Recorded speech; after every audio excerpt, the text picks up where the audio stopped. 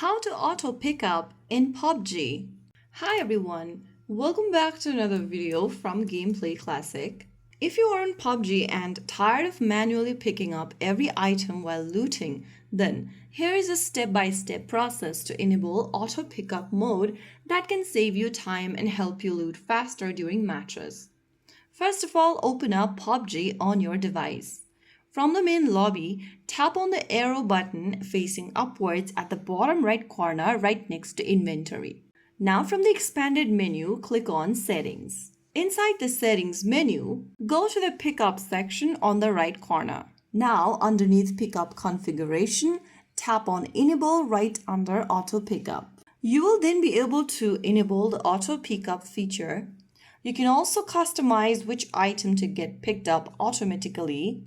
For example, if you want to auto pick up pistols, make sure to tap on the Enable button underneath Auto Pick Up Pistols.